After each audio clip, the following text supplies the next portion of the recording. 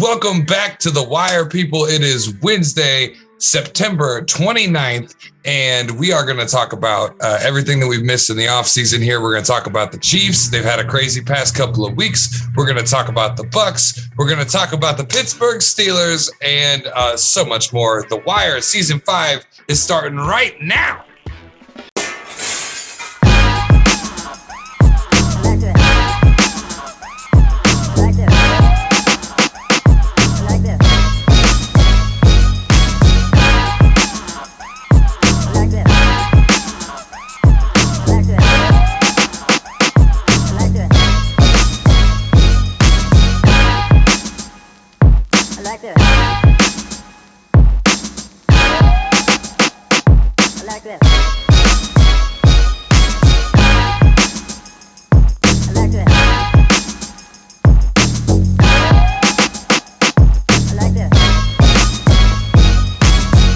That's right, boys. We are back in the studio for Season 5 of The Wire. How are you guys doing?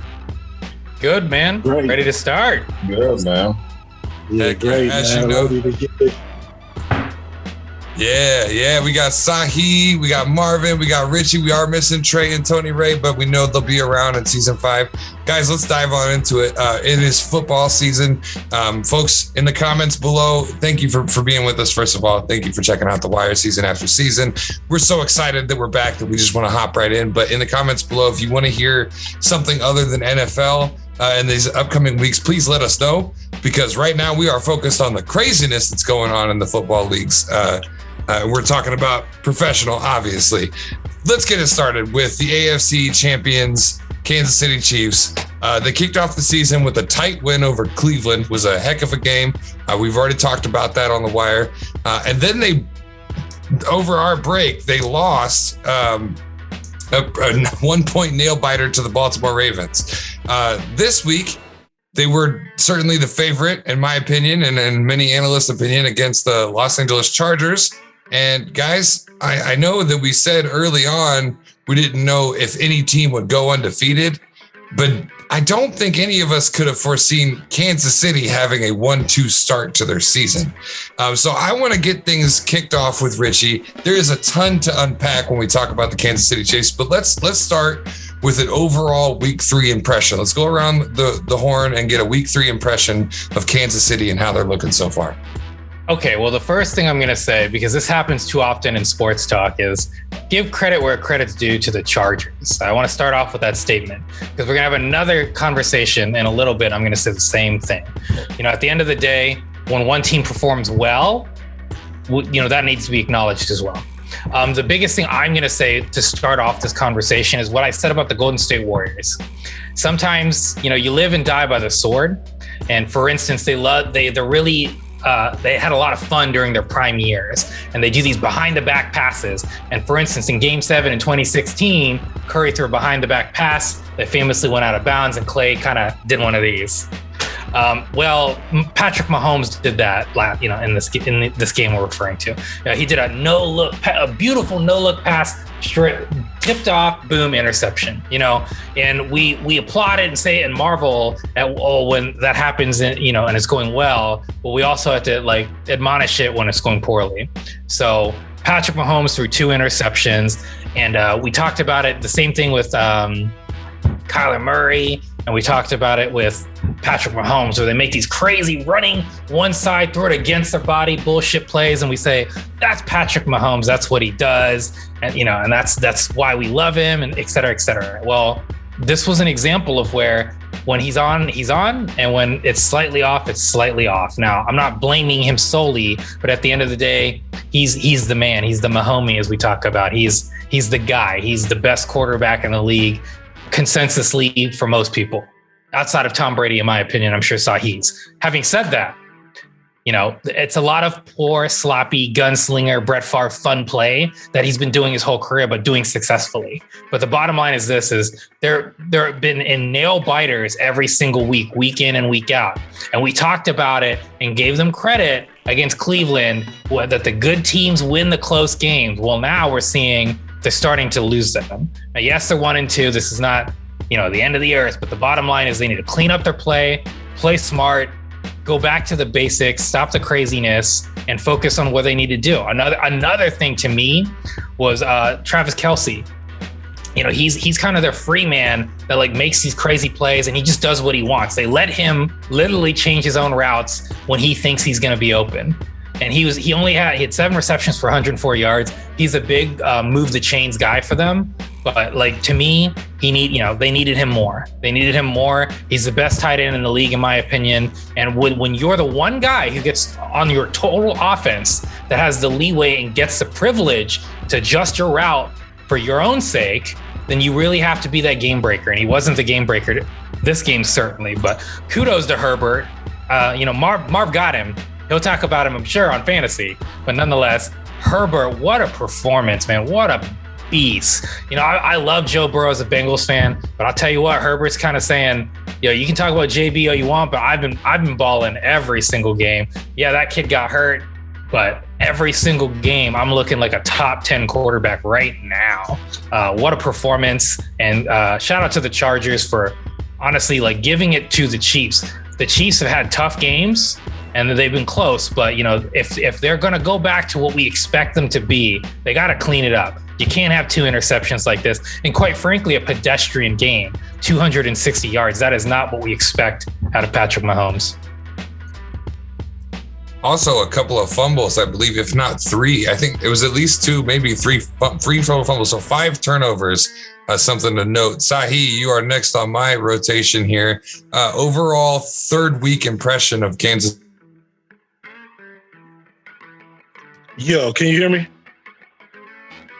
Oh yeah, you guys are on mute. Okay. The sound just cut off. I thought my headphones stopped working.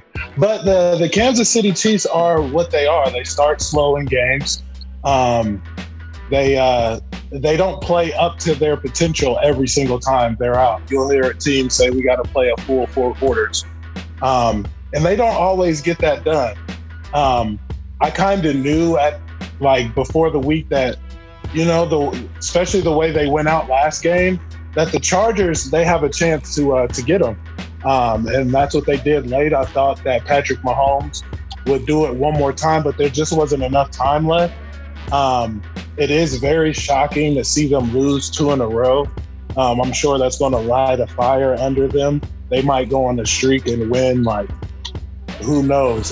They might win their next 8 straight or something like that, just to get the taste of losing out of their mouth. But it's weird, Oh, certainly. It's not what I expected. I think I even might have said off the air, if there's any team that would go undefeated, I think my vote was with Tampa Bay or Kansas City. Marvin, it's week 3. Kansas City Chiefs are 1-2. Is that where you thought it would go? And what's your impression of how they're sitting so far?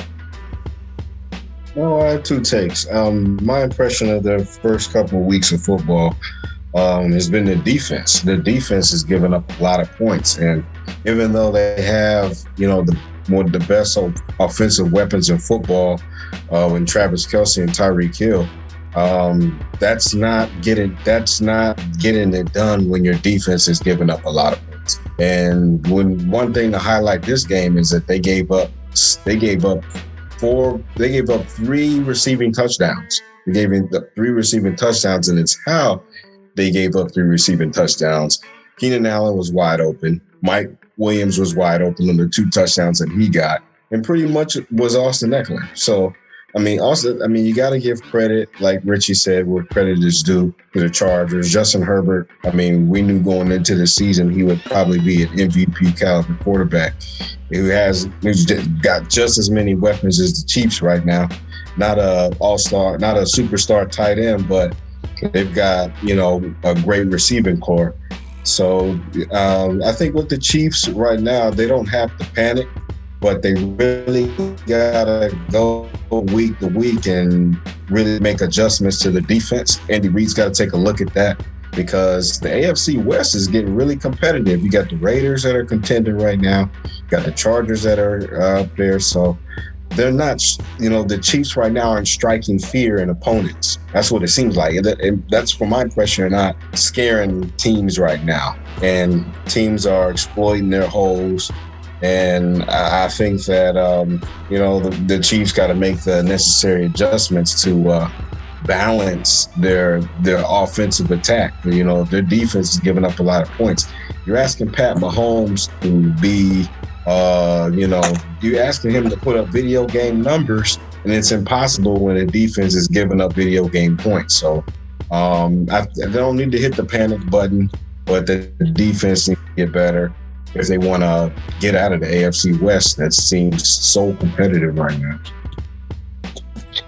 Oh, yeah. Yeah, the AFC West, I mean, the whole league right now has got me perplexed when I'm looking at the scores. We'll get into that a little bit. Marvin, we did mention on the wire a Kansas City blueprint and whether or not Tampa Bay may have created and revealed one in the Super Bowl last year. We, as mentioned, we're seeing turnovers, we're seeing mistakes, all kinds of flaws in the Kansas City offense. So is that more what's going on with them? Or for those that said there may be a blueprint out there, is that what we're seeing? Teams coming in a little more prepared for how you're supposed to handle Kansas City? Yeah, a huge blueprint. I mean, you couldn't get more of a bigger blueprint than the Super Bowl. I mean, all teams, I think, have looked at that tape and have seen how the defense, kept pressuring Pat Mahomes, got him running around, got him to make mistakes, and Tampa Bay defense laid out the blueprint on how to stop Pat Mahomes. So what you saw coming into this season is more teams scouting the Chiefs, being more prepared. And, the Chiefs are, for the last few years, have been one of the most high-scoring offenses in league history. The Chiefs, I mean, they've put up a lot of points. But over the years, teams scout that. Especially defenses, they hone in on that, particularly Pat Mahomes. So every year, each passing year, Travis Kelce gets a little older. Still a great tight end, but still getting a little older. So, I'll ask myself that question, y'all. Like, how long is he going to be elite? How long can you lean on Travis Kelce? I mean, he had 107 receiving yards in this game, and Tyreek Hill had 50. So it's like, how long can you depend on him to be your safety valve? You're going to have to get him some more weapons. That's what it's going to come down to, or you're going to look at a Tom Brady situation. Absolutely. In New England. Not where he's at now. Not where he's not now, but. Yeah, for sure. Sahe. Yo. I'm gonna come back around to you, Sahe, just because I have a particular question for you and your conspiracy brain. All right. Richie, pretty much the same question, but I mean, do you think that it's more about the mistakes that Kansas City is making, or more about teams being more ready for Kansas City? And what do you think their main focus should be? I know you said defense is your biggest takeaway. Is that what you think they should be focusing on going forward as well? Richie? Oh, I thought you were going to go to Sahe next. I'm gonna go to him last. He was technically next, but I've got a good question. Yeah, you said Sahe and then you will go. Okay. So Marvin said defense. I don't get me wrong. Marvin's right. I think that's the right answer. But to me, it's kind of off of what Marvin said. Is you have two superstars. You lost Sammy Watkins. Earn your paychecks. You guys got to do more. Travis Kelce is 31 to Marvin's point, and Rob Gronkowski is 32. Although he looks like he's like 70 half the time. Not this season. But Kelce is still the de facto best tight end. And so to me, it's just these are your weapons. Your defense has always been your defense, in my opinion. And you're supposed to score 40 points a fucking game. Pardon the French. And they're not doing it. So to me, that's on the three-headed little hydra they have of the best quarterback, the quote-unquote top three wide receivers. Some say he's the best. I think DeAndre Hopkins is the best. We could have a debate about that. And Devontae Adams, of course. And then Travis Kelce, to me, number one. Maybe not the best blocker. That's when you can start having, George Kittle and those other people. But the best receiving one, for sure, is Kelce. So those three, you have a paycheck, you have a job to do, get it done. You're supposed to score 40 points. You're not doing it. All right. Sahe. So I've had the pleasure of watching the last two games from Kansas City. I'm in Kansas City right now. I was at a Kansas City watch party for both of them.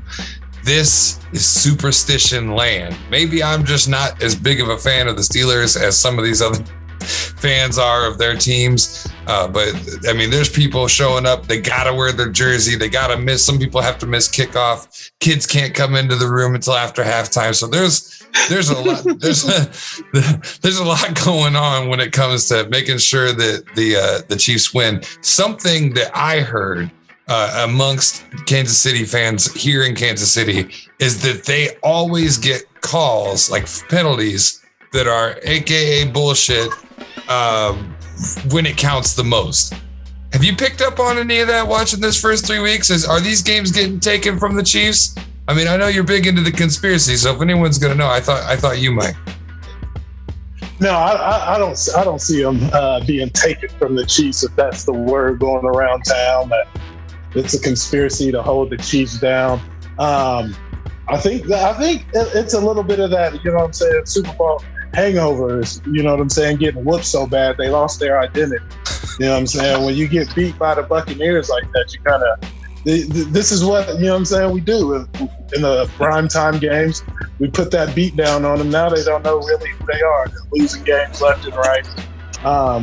So we'll see. We'll see. I don't remember any horrible calls like the one in the Lions game. Now the Lions, they're really cursed. You know what I'm saying? But that's due to the owners. But I don't think the Chiefs are cursed at all. I think they're just finding ways to lose. I'm a moderator, so I'll stay out. There is going to be.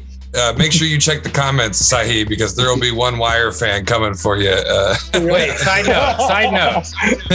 Kansas City fans. Coach Reed was so disappointed with you guys. He went to the hospital after the game, okay? That's how bad y'all played. Y'all hospitalized him. We do need to send our well wishes to Andy Reid, as he is. All I know at this point is chest pain. It was chest pains, and he was dehydrated, is what allegedly it is. So he's fine now. He's doing okay. But he said he was feeling uneasy and dizzy, and they believe it was from being dehydrated. Okay. Yeah, he did skip right out right after the end. But we will move on. I did want to bring one other question to the table. Do you guys, how do you feel about when you've got a Hail Mary pass interference? Because when you have Hail Mary, you've got like 4 or 5 guys all jumping for the ball. You know, it's kind of like an old schoolyard football situation. There's pass interference being passed around down here as well that should have happened in that big Hail Mary. To me, I don't know how to feel about it, because you've got 5 guys going for the ball in that exact play. Other plays, it's even more people going for the ball, shoving each other around. You can't push a receiver out of the way of the ball, but what's the way of the ball when there's a whole pile of guys? Anybody have anything to say on? Oh, Justin, for one, man, don't let emotional Kansas City Chiefs fans influence you into that question.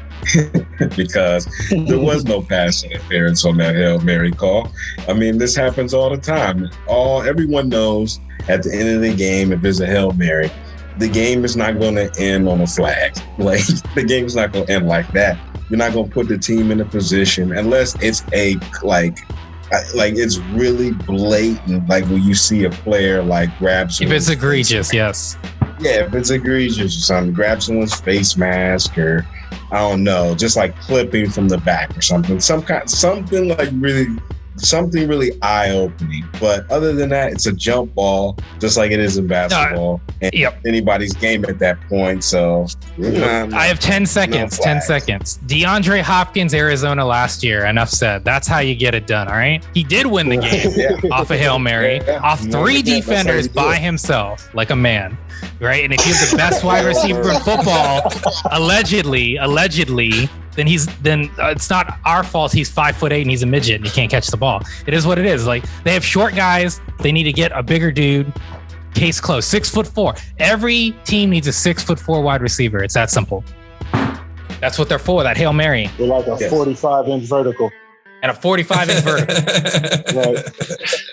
Right. Everybody needs a Odell Beckham. All right, let's move on. Let's move to Pittsburgh. And yeah, Marvin, I agree. I can't let these people get to me. I will say, for as much as everyone wanted, let them do it. Everybody wanted to see me here. Everybody wanted to get to know me, and I'm excited to get to know them. Now that the Kansas City Chiefs have lost 2 weeks that I've been here, I have to go home. They hate you. They're like, no. come back after Christmas. They were probably telling you, they're like, make sure you mention that on the podcast. We were robbed in that game. Like, they acted like they're Detroit fans to Sahe's point. That was robbery. All right. That was robbery. So, speaking of robbery, let's talk about a team that's been robbing my dreams for the past few years. The Pittsburgh Steelers. They opened the season with a surprising win over my favorite in the game, Buffalo Bills. But then they somehow managed to also drop to 1-2 after that win. They've lost the Las Vegas Raiders. I had to put Las Vegas in the notes because I keep calling them Oakland. And now they got.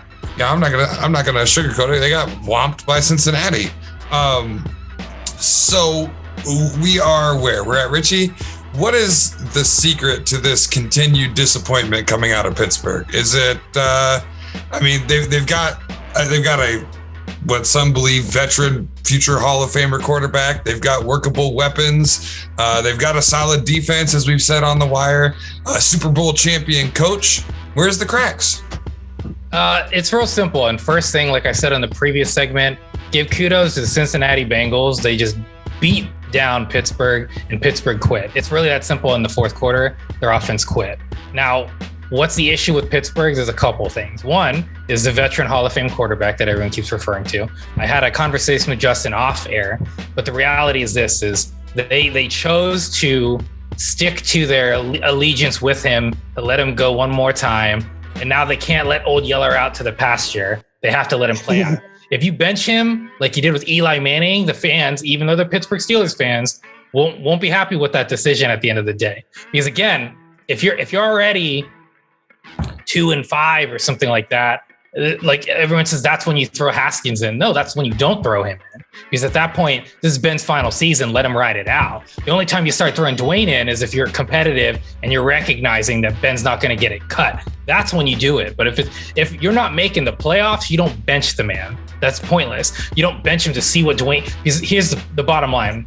I don't believe in Dwayne Haskins like that, to where you would tarnish Ben's final year. I think the big problem is for years, you had Mason Rudolph, you had guys that weren't the next option and they haven't been trying. Well, now it's too fucking late, pardon the French. That's the problem. Their defense is stout. It's a top 3 defense. Half of it is out against Cincinnati, but that offense is the problem. And that's why Cincinnati clobbered them. It's really that simple.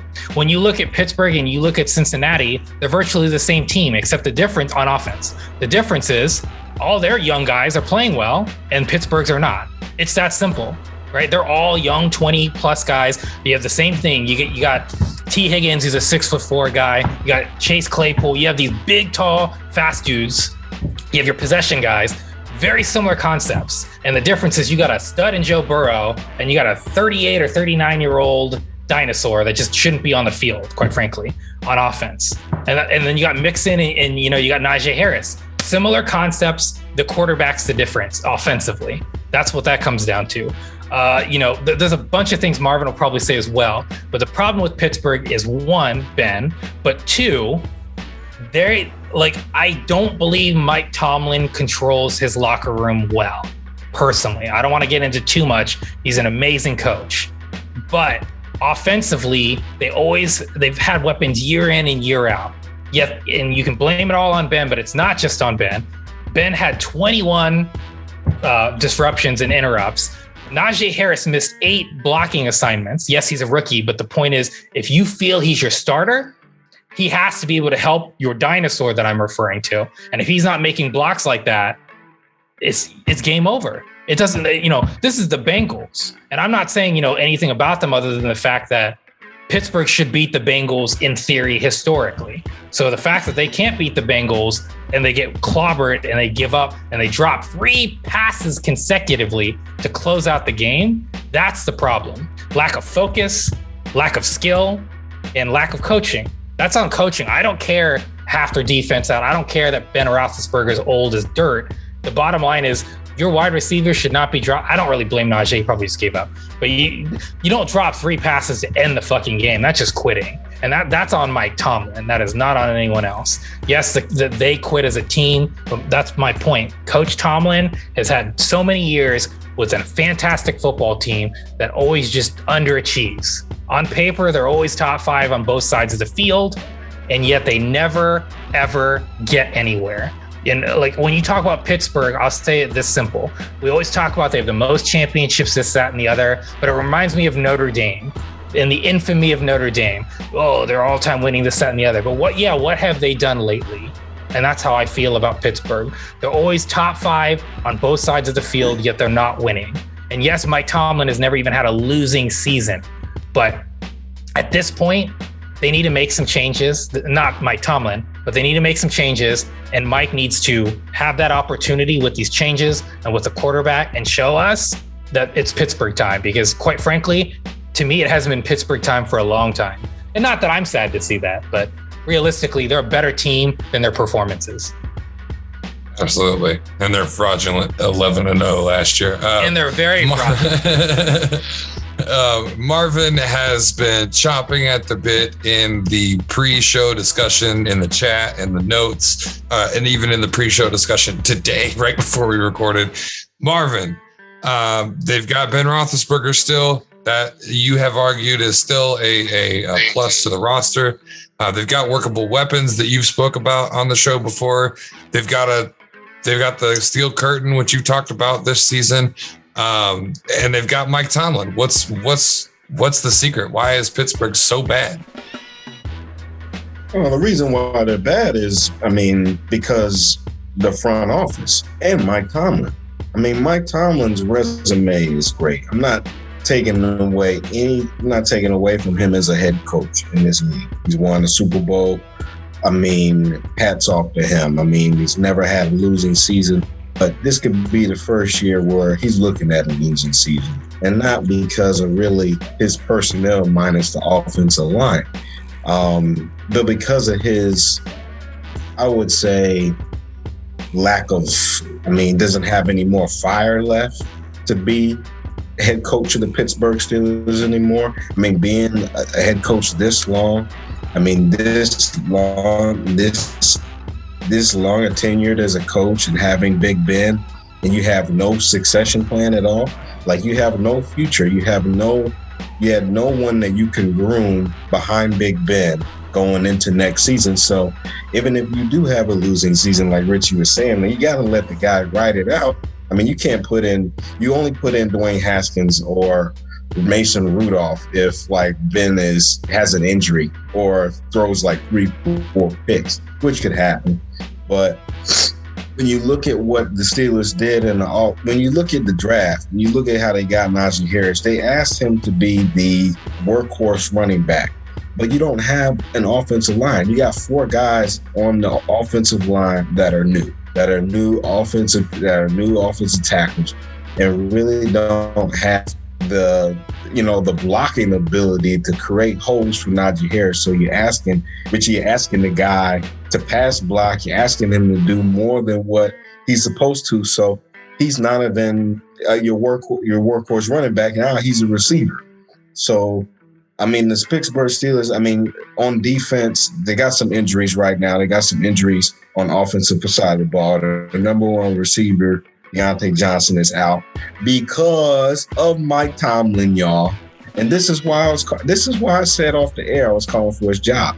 Not because he's a bad guy. It has nothing to do with him. It has nothing to do with him as a person. It has to do with him being on a job so long.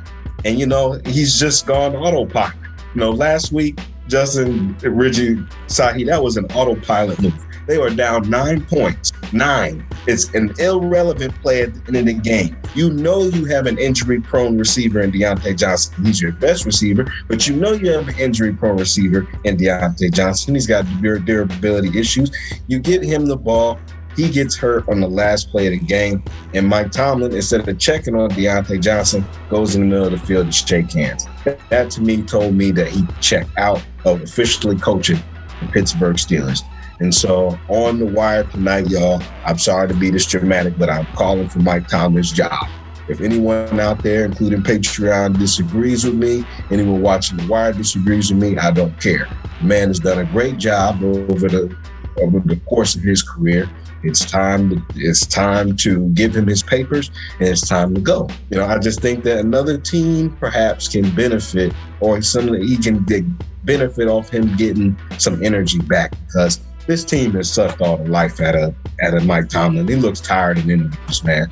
But bottom line, Mike Tomlin has got to go at the end of the season. If this is a losing season for the Steelers, I know it's only week 4, going into week 4, he's got to go.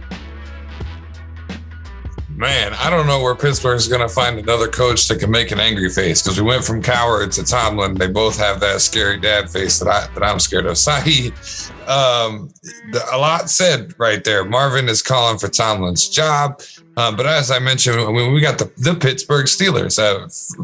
For the most part, it's kind of hard to see why this team couldn't do something. But they haven't really been doing anything. What do you think is the issue in Pittsburgh? Injuries. When I saw this game, I seen a team that wasn't going to win because they don't have the offense to carry them. And you got Joe Burrow, you got Jamar Chase on the other side, Joe Mixon. The Cincinnati Bengals are the Bengals in our hearts, you know. They've been the team that, you know, loses every year, and they should be beat by the Steelers. But that's really not the case anymore. And you got an old Ben, and they don't have any weapons, like we said. Najee Harris is a rookie. He's not going to be able to carry the load like a Le'Veon Bell and the Antonio Brown-based Steelers, you know. So they just have to – I don't think Tomlin should be fired. He's a great coach. He had the team with no quarterback, 8-8. He's only had 2 losing seasons in Pittsburgh. So it's not Tomlin. It's really Ben Roethlisberger. He's selfish. He doesn't want to give up the reins. He just wants to be the quarterback forever somehow. I don't know. But maybe they should go. In my opinion, they should go to what's his name? Dwayne Haskins. They should go to him. Yeah, and I like Richie's point. We're gonna close it, but I also like Richie's point. If you look back to the beginning of Ben Roethlisberger's career and his first Super Bowl appearance, even he was the guy behind Maddox, right? Maddox went down with injury. We don't have a Ben Roethlisberger waiting in the wings right now. So, whatever, Pittsburgh. I'm having a hard time even watching on Sundays now. So, that's just a salty face. Yeah. All right, folks, you're watching The Wire. We're going to go to our halftime break here.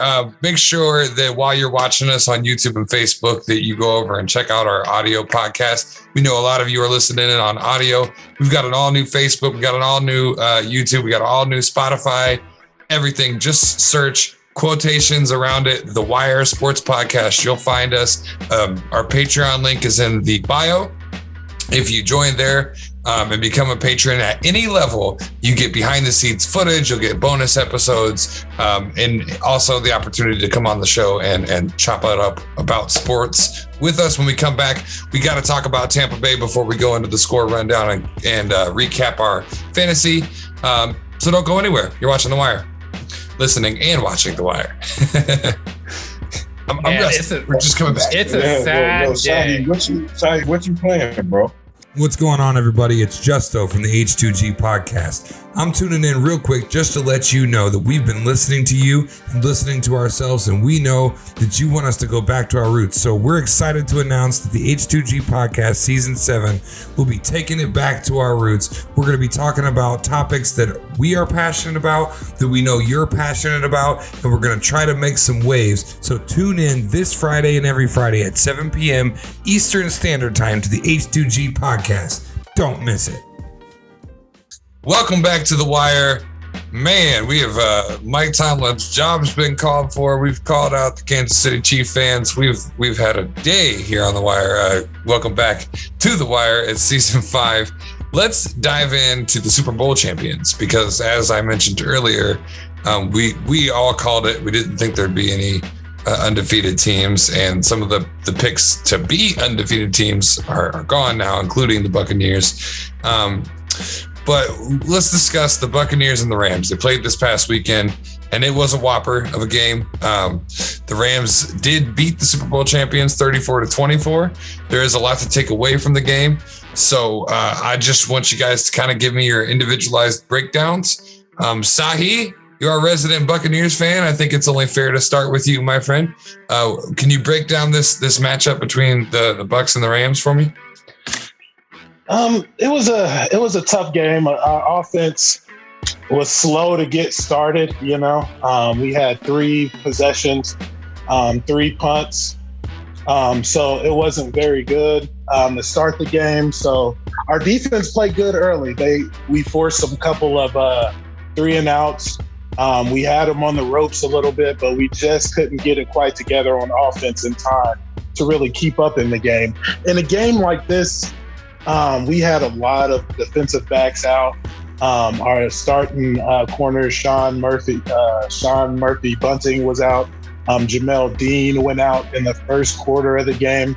So we had Ross Cockrell out there and Dee Delaney, who's a rookie. These guys, when you have rookies going up against Robert Woods and Cooper Kupp, good freaking luck. I've seen Cooper Kupp run a route that still has my mind spinning. Like I got up off my couch and tried to recreate what he did in real time. And I'm just walking the route and my knee almost gave out. You know what I'm saying? So those guys are elite. They could do magical things. We weren't a full healthy team this week. And I know everybody's like, well, Tom Brady wanted to go undefeated. We all knew that wasn't going to happen. The sky isn't falling. It's just one game. It was a game that I knew we probably wouldn't pull out. Just the fact that, you know what I'm saying, it was an away game. We don't have Antonio Brown. Gronk went down early.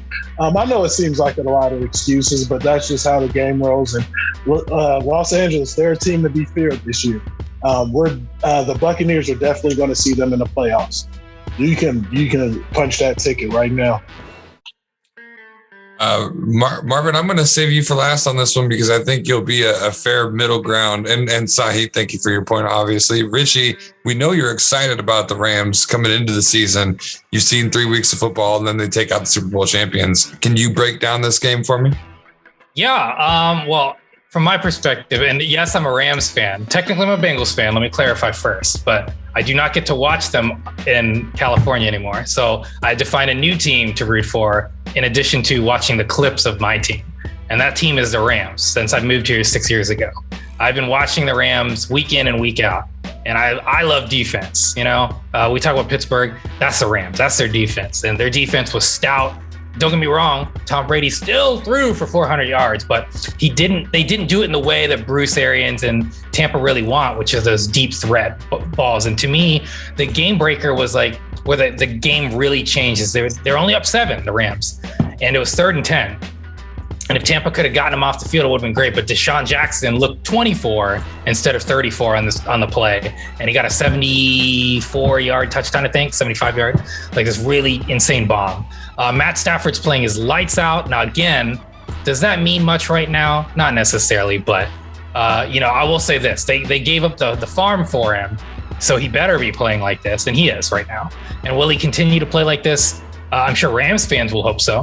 But he's playing phenomenally. 9 touchdowns, 1 interception. He's only been sacked 3 times, which that to me is the telltale sign of the difference between him in Detroit versus him here.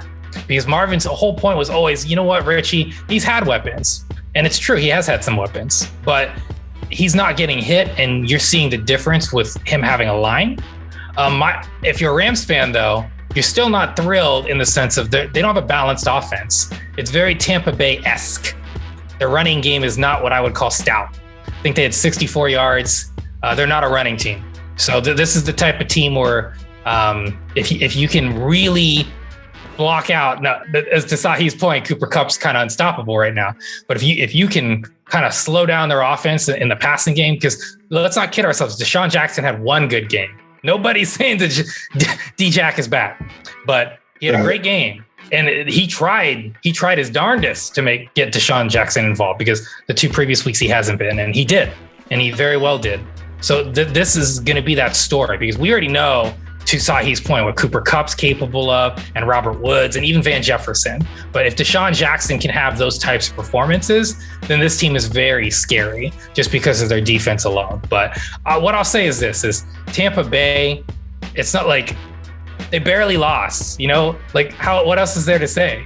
It was a great game with 2 great teams. I'm looking forward to what I think, to Sahe's point, is the potential rematch. But I'm also looking forward to next week, because the Rams play the Cardinals, and we're going to see some offense there.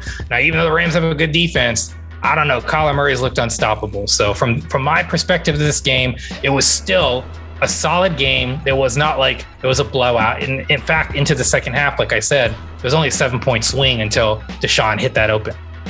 So having said that, super good game. This is 2 great teams. Tampa wasn't at 100%, and they only ran the ball 14 times, which again, that's when you have to, you run into these situations. So when you're one-dimensional and you're not playing your best and you're having an off day, that's what's going to happen. So I don't think this is indicative of if they have a rematch, but these to me are the 2 teams to beat in the NFC, and it was a heck of a game. And I love to see them play again and see what happens. Who knows? There's an interesting factor to that too. Usually it's kind of like, there was a change in the NBA this year also, where you had to pay attention to the East all of a sudden. The AFC is looking pretty stout this year. It's not all NFC, and it's definitely, I'm going to have to agree, even as a third-party moderator, that these are probably the 2 best. Marvin, you pretty much split down the middle when it comes to these teams. What's your takeaway from this week 3 battle between Tampa Bay and the Rams? Well, I mean, I made amends to Matt Stafford. What was it, last season? And I'm going to keep making amends. I mean, he looks like he's just completely comfortable in this Los Angeles Rams offense and Sean McVay's offense. It looks like he's just completely thriving, as if he was supposed to fit there for years. I mean, and I guess I was wrong, and I'll say that here on the wire. I've seen so many games of him in Detroit getting beat up, throwing picks. I mean, having bad coach after bad coach. I mean, now he's in a grounded system where he's got one of the best route runners in the game. I can put Cooper Kupp up there, and right now is one of the best receivers in the game right now. And along with, Robert Woods, Van Jefferson, Deshaun Jackson, like Richie was saying. But I think this highlights more so what the Rams are capable of doing now that they have a quarterback, now that you have a legitimate quarterback. I'm not saying Matt Stafford is elite, but he's definitely showing you why he belongs, why he's in that conversation, why he should be in the MVP conversation now. And I never thought I'd ever say that, y'all. When have you ever thought that I would say Matt Stafford would be in the MVP conversation? Nah, he is. But like Richie was saying, this is not indicative of the Bucs' performance. They had injuries on the defensive side of the ball. They had some corners that are really, whether they started rookie corner, Sahe, first-year corners. I mean, come on. I mean, they put a first-year corner on that went to Citadel or Cooper Kupp. Of course, he's going to eat all day. And then there's no Antonio Brown. And there's no Jason Pierre-Paul. So, I mean, this is definitely a rematch you want to see, because if the Bucs are healthy, the defense is healthy, I want to see what Matt Stafford does underneath that kind of pressure, if he can live up to it again, because we all know he can take a beating. But if that defense is healthy, or he runs into another defense in front that's out, can he still maintain this hot streak that we've seen for the last few weeks? Because I think he's in the MVP running. I continue to say I'm sorry to Matt Stafford, but this game, like Richie was saying, it was a swing until it was that 75-yard touchdown by D-Jax. Doesn't look like he's going anywhere, y'all. I mean, D-Jax would be 37 and still burning dudes, still going over the top. But this was one of the games of the week. I mean, that stadium is dope, y'all. I mean, beautiful. Richie, It's so dope. Richie, you got to go take your fans to a game, man. Oh, we're gonna go, because actually me and my barber were talking about it like 2 years ago. He got to see it like when they were like getting it set up. Yeah. He was telling me how insane it was, and then COVID kind of hit, so I haven't had the opportunity. And I'm repeating to the Wire fans, I am watching the Rams when they're coming to San Mateo for the San Francisco game, and you better believe next year I'm going to LA to watch them play in that stadium. I actually just found out Pittsburgh's coming to Kansas City right after Christmas, so I might actually have to go to Arrowhead this year. This question is what Richie way back in 2011 used to call a bit question. I do these just to wire you guys up, but I mean, let's take a look at this. Matt Stafford threw 343 yards for 4 touchdowns with no interceptions. Brady still had 400 yards, but only connected for the 1 touchdown. In this game on this particular Sunday, Marvin, was Stafford the better QB? Yeah, by far. I think he was the better QB. I mean, he pushed the ball down the field. I mean, he was efficient. I mean, he wasn't getting sacked. He was making his reads on time. Something I don't see Matt Stafford ever do. It was like seeing this brand new quarterback, and he's having fun with the game. It's like Aaron Rodgers said the other night. He's like, you got to be in love with football, right? That's where Matt Stafford is right now. I don't know what kind of relationship him and Cooper Kupp have. They said they eat breakfast together every day before practice. I mean, but their connection is crazy right now. I mean, like Sahe said, you got this man running routes that, I mean, are out of this world. I mean, next that Stephon Diggs level. I mean, but I would say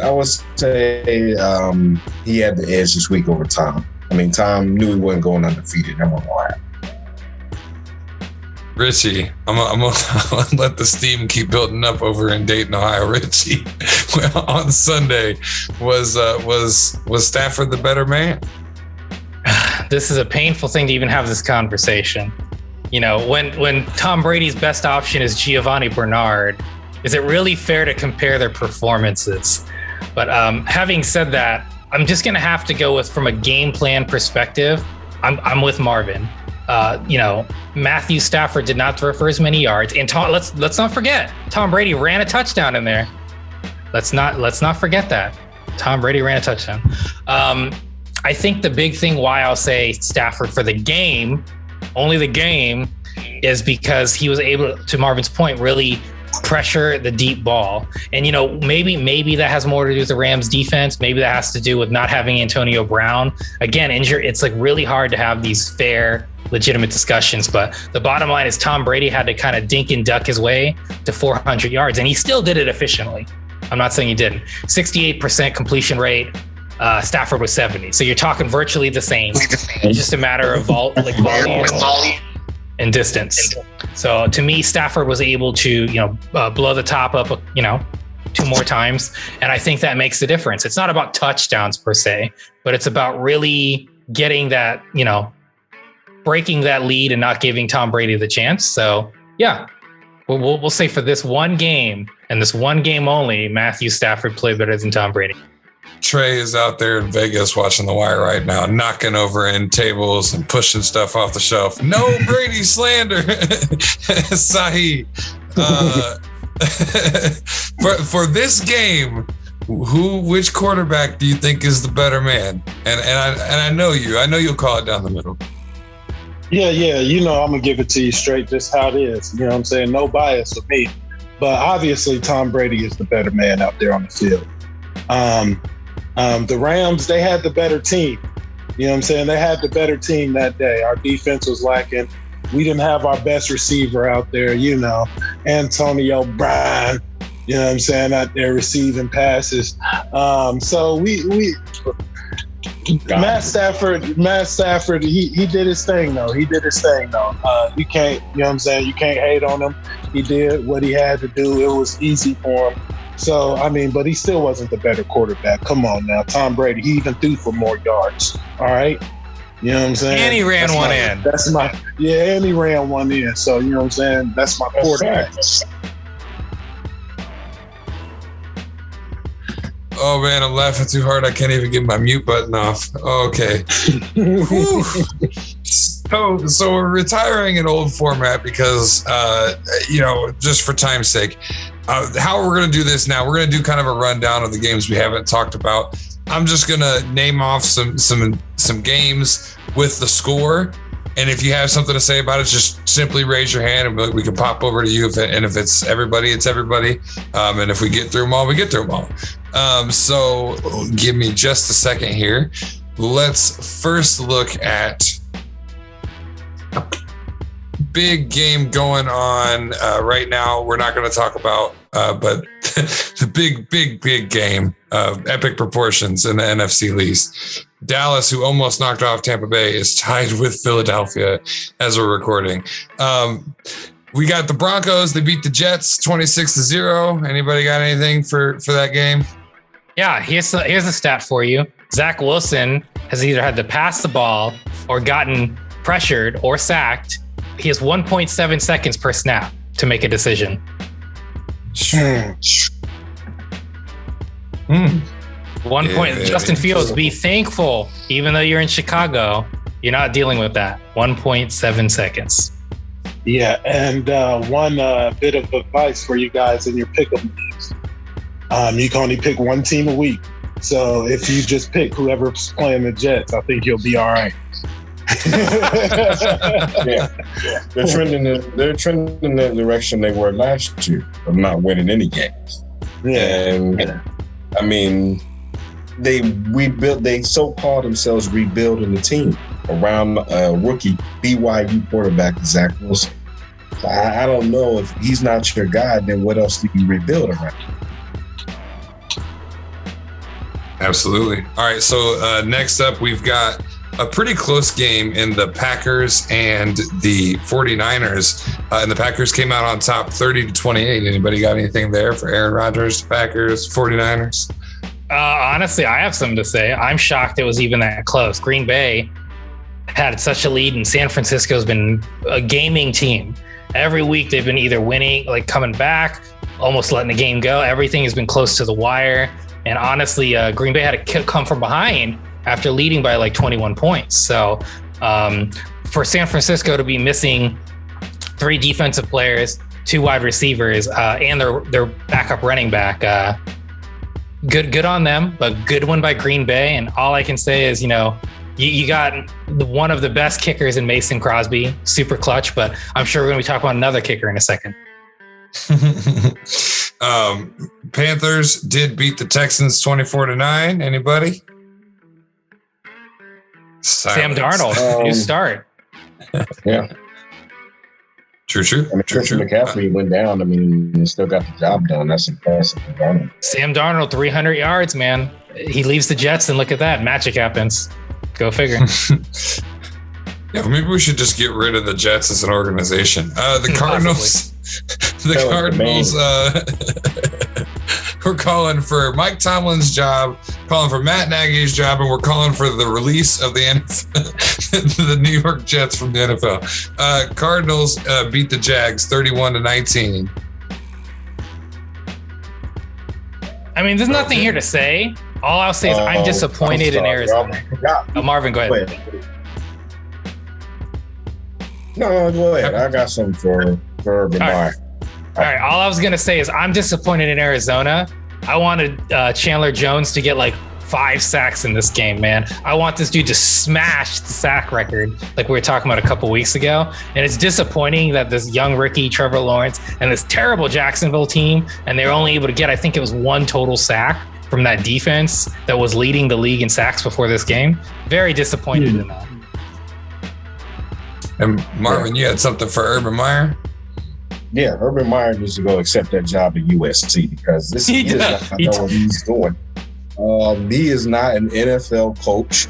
This is the same man that said that every week is like playing Alabama. If you're NFL head coach of the coach of your franchise is saying every week as I play in Alabama, he has got to go. Especially if you just drafted a rookie quarterback that you're building around, and you say it's your franchise quarterback, and nobody's watching Jacksonville football. So, like I said, I'm tired of seeing college football. When I watch the Jacksonville Jaguars, I'm forced to because I have a fantasy football player. But I'll leave it at that. Urban Meyer needs. We're calling for his job too, so we'll add him to the list. It's safe to say there's bigger things in Florida. Yeah.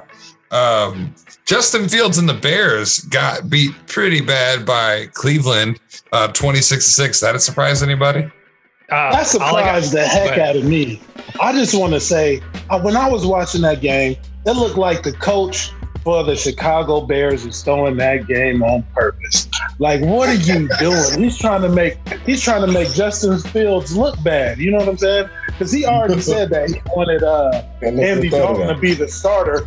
So he's like, you know what? I can't have that decision backfire on me. So I've got to, you know what I'm saying, do what I got to do. Yeah, I got something to say. Go for it. Just so you know, one kicker from Baltimore had more yards on his field goal than Justin Fields had for the game. His final field goal was more yards than Justin Fields had for the game. Now, I'm not a Justin Fields hater. We talked about it. I thought he was and is the most ready to play. But Matt Nagy needs to go. Marvin has mentioned that. Like, it's Chicago, to Sahe's point. Maybe there's some blasphemy with what's going on with Fields in that sense. But in all fairness, this was also a shout out to Myles Garrett, who said, fuck y'all. You supposed to do something. I'm getting doubled all game. And he said, you know what? Fine. I watched Aaron Donald tape. I'm just going to do it myself. And he got 4.5 sacks that game. Myles Garrett. He'll get it one way or another, won't he, Mason? Marvin? No, man, I'm going to be real quick. I never thought of it like that, Sahe, but that's a great point. When you go back and look at the tape, it looks like they definitely threw the game, because anytime you allow your quarterback to get sacked that many times without going into the halftime thinking, you know what, let's bring in Nick Foles, or let's potentially see what else we got, or let's just run the football. No, they proceed to start a guy that's not ready yet, for one. And Matt Nagy been this coaching the Bears for this long. He needs to be fired. This was a college football game once again, like watching Jacksonville and the Cardinals. I don't know why. I mean, we're just in a different era, guys. I mean, for real. I mean, these guys, these rookie QBs are asked a lot.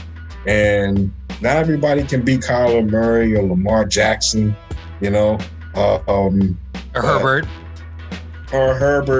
But I mean, this game just highlights this wasn't football. That was not a football game when I watched. I kept seeing, like Richie, like you said, Myles Garrett. Every time I looked up, 4.5 sacks? Who's going to get the record this year? Who's going to get the record this year? Him or Chandler, we'll see. Yeah, on to the next game. That was pathetic. A quick question: Does Myles Garrett even deserve? Should this count as a statistic of him getting sacks against this team? No, it's a scrimmage. Right? That's what I'm saying. Is this really fair? It looked like a practice game. The practice game, exactly. Yeah. I mean, there was one more week to the preseason. There's nobody told us. I'll tell you this before we move on to the next game. It's weird watching a game and looking at the scores come in at the bottom this season. It's like I got no idea what's going on. Washington did not make it happen with Buffalo, and Buffalo smacked them pretty good, 43-21. Anybody got something to say there? Yeah, Washington's defense has been disappointing this year. I mean, Chase Young, he thought they were going to come out and really be elite. I know they lost Fitzmagic, but I mean, their defense has just been terrible. That's just been really shocking to me. I mean, they're supposed to have one of the premier defenses in the league, and they're getting carved up. No, so I don't think. Sorry, they had the second most sacks last year, man, and now they had 0 this game. To Marvin's point, 0. Yeah. They got a college quarterback too starting. Yeah, he's more of a running back though, Taylor Heineke. We're just making the integration with all the division jumping here soon. We're just going to combine the two leagues. We got okay. I'm going to skip around because I know we want to get this one in. The Ravens beat the Lions 19-17. Do you guys think it was going to be that close with the way the Ravens have been playing? Yes. I think that's how the Ravens like to play. They like to control the ball, run the ball, so the games are going to be close.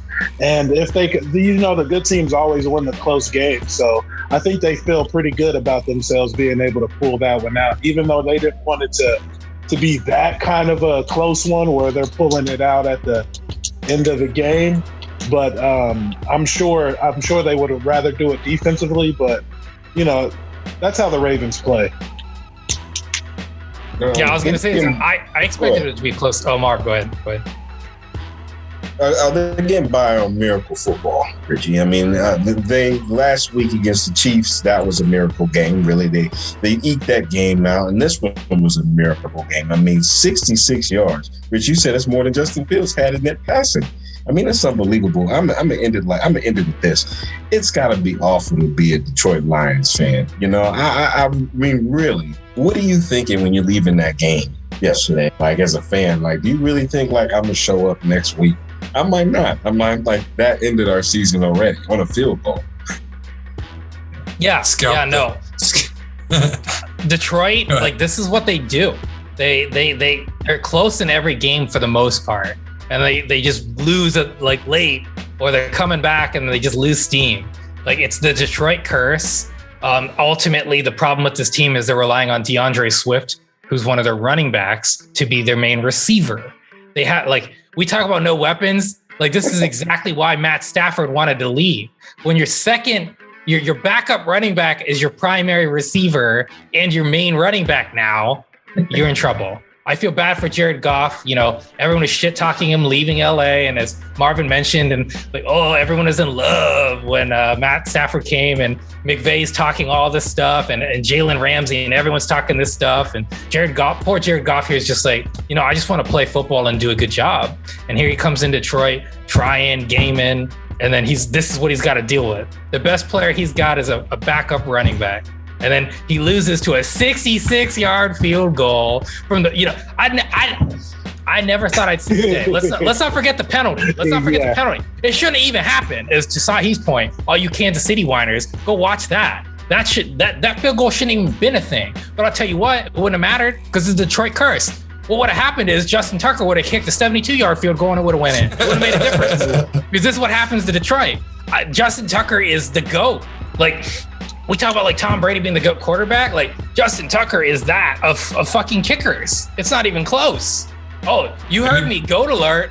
I'd love I would love someone to try to challenge that anyone better than Justin Tucker, when he's 90% all-time career, and he's never missed a field goal in the fourth quarter. And he's 16 for 16 in the final minute of the fourth quarter. He's never missed a field goal in the fourth quarter.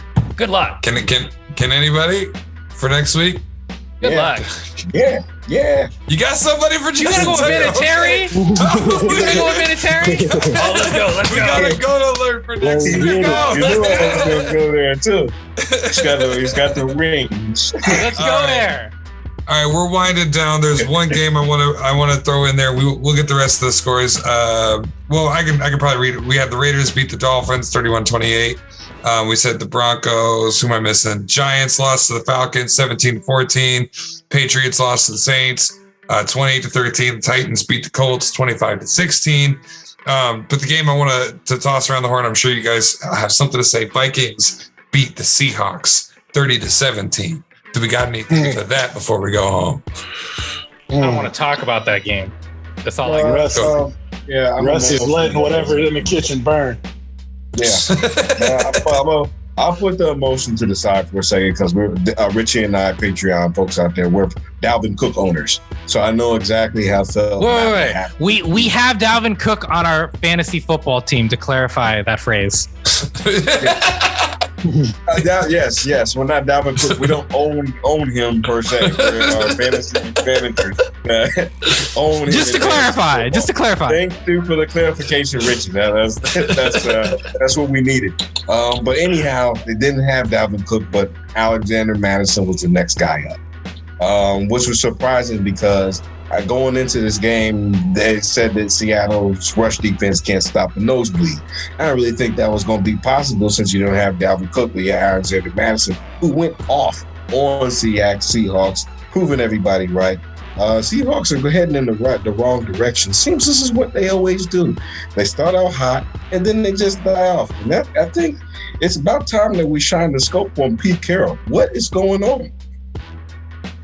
I'm with you. We should talk about that next week on The Wire. Yeah. Seattle's going to be the worst team in the NFC West. I'm calling it now. Play hard for you for 3 weeks, and then all of a sudden, they just don't. You hear that, producers? As you're doing your post-production, make sure that you write that in for a story next week. We're going to talk about Pete Carroll. And we're going to talk about the GOAT. Half your job and the GOAT Justin. kickers. Get it together. All right, guys. Well, let's do it this way. On Patreon, I'm going to start posting this week. I'm going to start posting live updates for our fantasy football, and I'll give everybody access on Cast so we can make comments and joust each other on there. If you want to join our Patreon, hit the descriptions below, and you'll be able to keep up with our fantasy league. We didn't bet money against each other, but hey, you can bet money on us. We don't give a shit. Trey's in Vegas. It's pretty much legal. But if you guys have anything you want to say on the air about where you stand, the last I looked, I was 2-0. I can't watch it. I can't look at my scores until I am superstitious. Not because of Kansas City, because I'm an actor. So I'm just going to wait until after Monday Night Football is over. It looks like Dallas is going to cream them. But still, as far as I know, I'm 2-0. Look at your scores.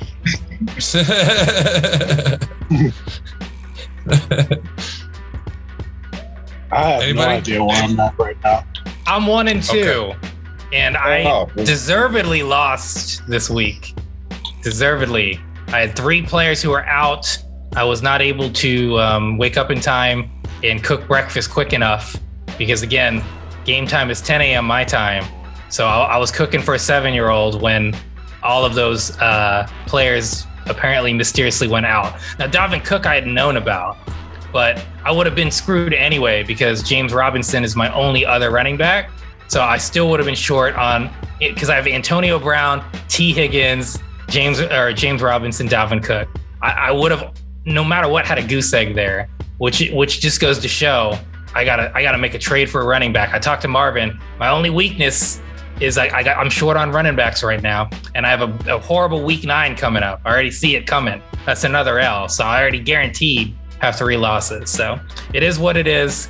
I got beat handily, and you're gonna lose games. It's okay. It's a long season. I don't know. I'm so nervous. I watched the whole Chiefs game. All I know is Tom Brady only scored 1 touchdown. Well, no, he scored 2. Shit. No, I don't know. You got a rushing touchdown. Yeah, shit. See, I'm scared. Kyler Murray disappointed me. I'm playing against Tom Brady. I'm going to be reaping what I sow. The Mahoney. I don't even know. I think he just checked the score. So Sahe, you can spoil it if you want. I won't know until tonight. But I didn't even look yesterday. I had good luck not checking it last week. Okay. Follow us on Facebook. Follow us up on YouTube. You got to hit that subscribe, that notifications bell. We're on Spotify. We're on Apple Podcasts. We're on Google Podcasts. Of course, we're on Patreon. That's in the description. Make sure you follow that. If you want to catch up with our fantasy football, if you want to see some of our behind the scenes, you get to get in the studio with us roughly 3 to 5 minutes before we start recording. If you join the Patreon, that's a good way to look at it. You see bloopers, you get bonus content. And we can bring you on the show. You can talk about some of this stuff with us. You're watching and listening to The Wire. We love you. We're here every Wednesday at 8. Season 5 is in full effect. We'll see you next Wednesday, folks.